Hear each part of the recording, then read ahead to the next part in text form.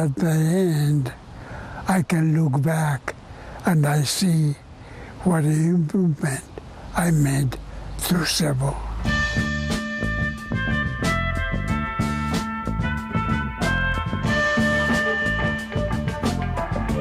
Today, as the intro said, we're talking about cycling, which I'm very excited about, as I love to bike when I can. And you know what, Selena, I have to get something out of the way. I have a confession to make, Okay. and I have to get this out of the way before we even... I don't own a bike.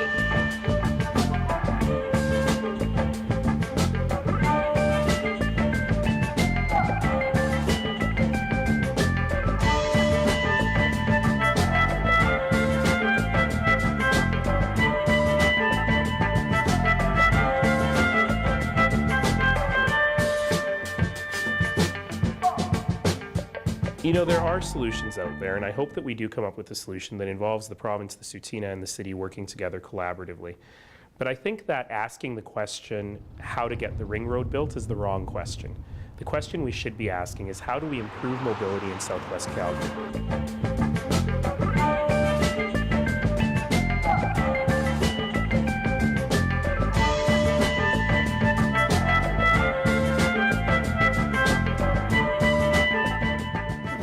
We started the ranch up in summer of '87, just before the Olympics. Well, we started in tents and just had a dozen horses and a little corral out back here, and now we've kind of grown and we can host over 1,000 people on site.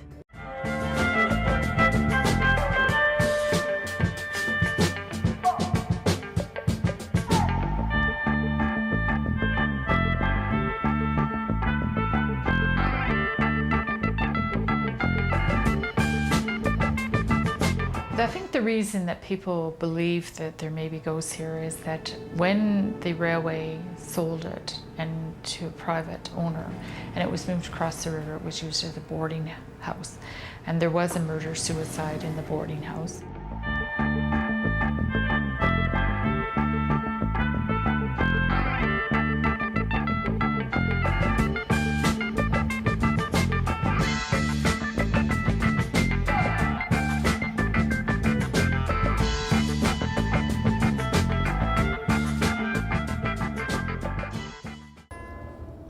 I know why he died.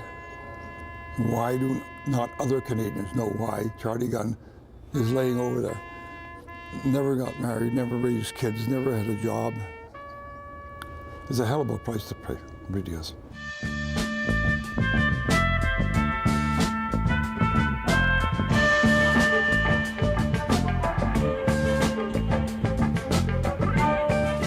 When the Acura NSX came to market, it was said to be the most high-tech car on the planet. First production car to be all aluminum.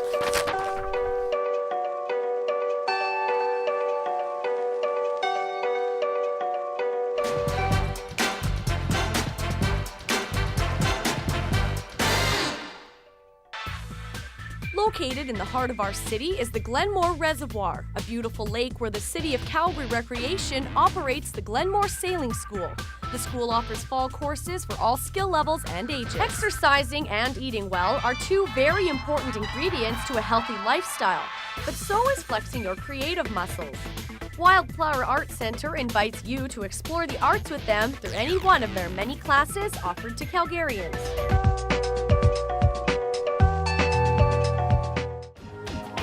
2011 is Parks Canada's centennial year. To celebrate this momentous occasion, you can watch the Parks Canada series on Shaw TV, Channel 10, each Sunday at 3 p.m.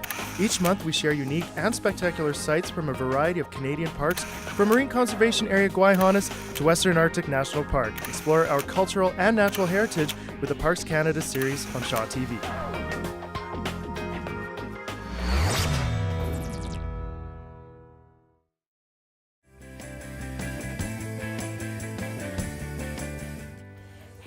And welcome to Critter Care. Today, Robert and I are chatting about, I'm going to get you to say the name because I don't know if I'm going to get it right. Quite important. It's a little bit of a cricket shortage going on in North America. Yes, a little bit of a cricket, and our segment today is actually called Cricket Care. Oh, yes, I like that. But there is a bit of a cricket virus that is affecting a lot of the reptile keepers. No one imagines their new pet will wind up abandoned or unwanted.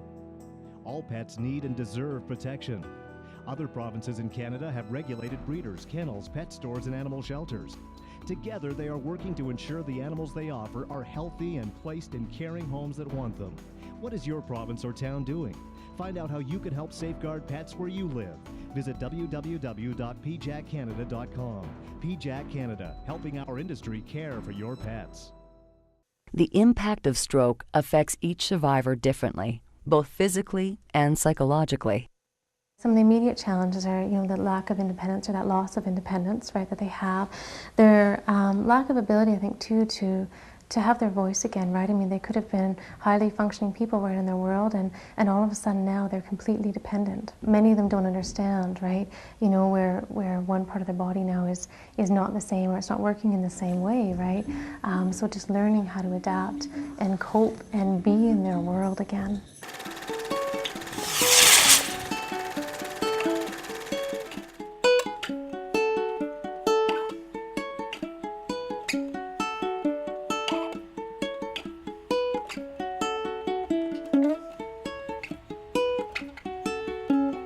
Ducked out of the rain into Maria's wedding day, and I sat there with her friends and with her family, and I was happy. I wasn't someone they'd invite, and I didn't know the groom or know the bride, but when I stood next to her brother for the photograph, he was laughing. Take another picture with your click, click, click, click camera.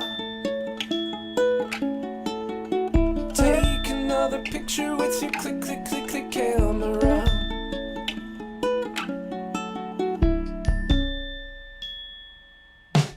Sure, I got pictures of my own, of all the people and the places that I've known. Here's one I'm carrying in your suitcase outside of Alphabet City. Someone else's life, where Maria is a wife. I'm on the mantle in the corner of a photograph, smiling pretty. Take another picture with your click, click, click, click camera. Take another picture with your click, click, click, click camera.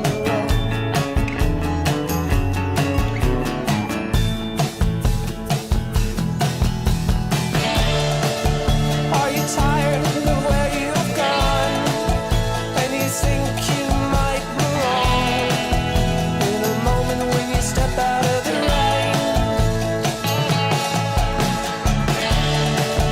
and you've ended up in someone else's frame, and the memory now is never quite the same. They never even asked your name.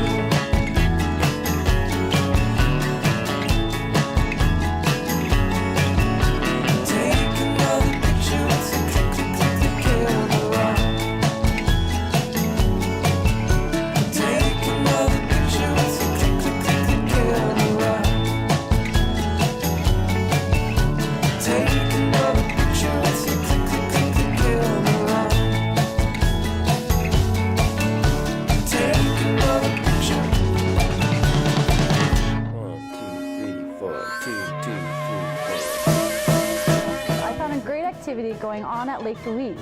It's the Cardboard Box Downhill Derby.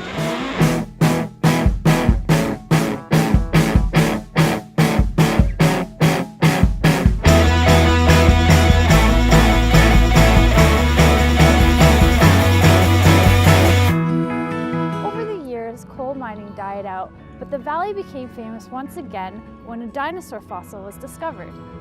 We're in the prep lab here. What goes on behind the scenes? Well, this is where all the work gets done. The museum has a wide variety of programs available for the public, one of which being overnight camp-ins here in Dinosaur Hall. Thanks to everybody at the Royal Tyrrell Museum for showing us the ins and outs of the facility. For the Wild Rose Experience, I'm Teather.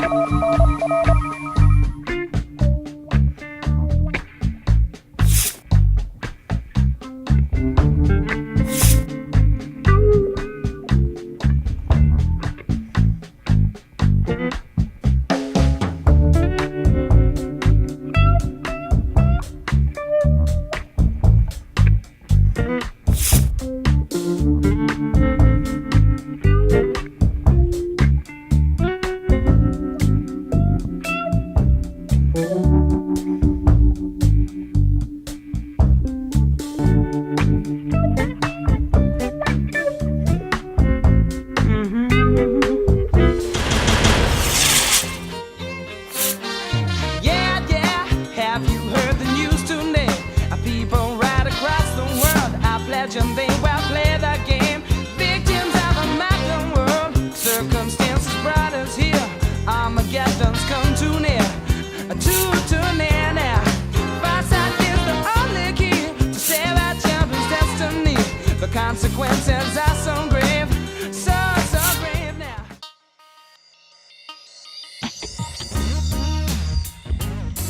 In 2009, Loblaw implemented a 5-cent charge for plastic bag usage in all their Canadian superstores, reducing plastic bag usage by 73%.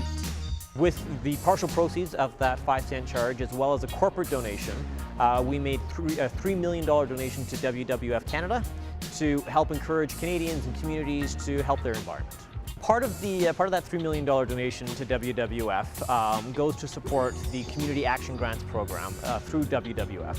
And that basically encourages schools to come up with ways to help green their community and make a positive difference to the environment. The Green Community School Grants Program is just one way the World Wildlife Fund of Canada is working towards reducing a community's impact on the environment while engaging students in sustainability. For many of these schools, they're tackling things that, wanted to work on for a number of years, and through this grant program, they're able to do something. We need creative thinking. We need leadership, and what better way to tap into that than in the leaders of tomorrow and get them thinking about easy, everyday environmental solutions today. Through this and through other various programs that we support through WWF, we're really hoping to help make a positive environmental impact in our communities. Students at Tom Baines in the city's northwest were granted funding through World Wildlife Fund's Green Community Schools Grants program for a waste reduction program at their school. The WWF grant, the Green Grant ties in is we're trying to better recycle our plastic materials. So we currently have bottle recycling, we have a composting program, we do some battery recycling as well as paper recycling. But we're missing a lot of the packaging, the plastic packaging materials, as well as some of the metal cans and whatnot. So we want to get basically a multi-compartment collection system in the hallways where students can come and just, instead of putting everything into one bin, now they'll have to make a conscious decision about where they're putting the materials. This year, our entire school, I think we've reduced our energy consumption from last year's was 11%. So that's something that the whole school is on board. I think it's important just because currently the way we're using resources across this planet, we're using more than one Earth full of resources currently, so I think it's important that we start to shift and focus on more sustainable living. And it starts with these guys. These guys are the next step. And so if we start them off at a young age thinking this way, then they're going to be transitioning into the future, into sustainability. That's our goal.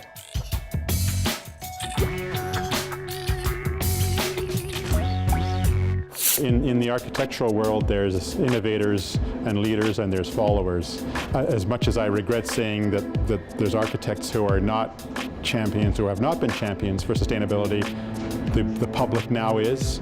You see it in our civic politics, and there's a real shift to what conservative Calgary is demanding.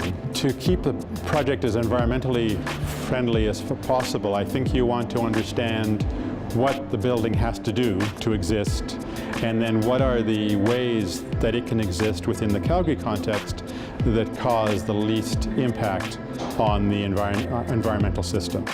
We do a really thorough analysis of what the client is trying to achieve, what the client's vision is if they already have that vision in place, or we help them realize their vision for what they're trying to achieve with the building.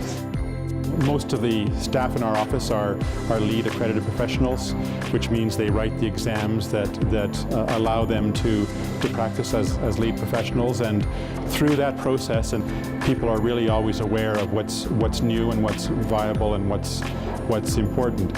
And so, whereas we used to order carpets from Georgia, now we want to use carpets that are made in Calgary.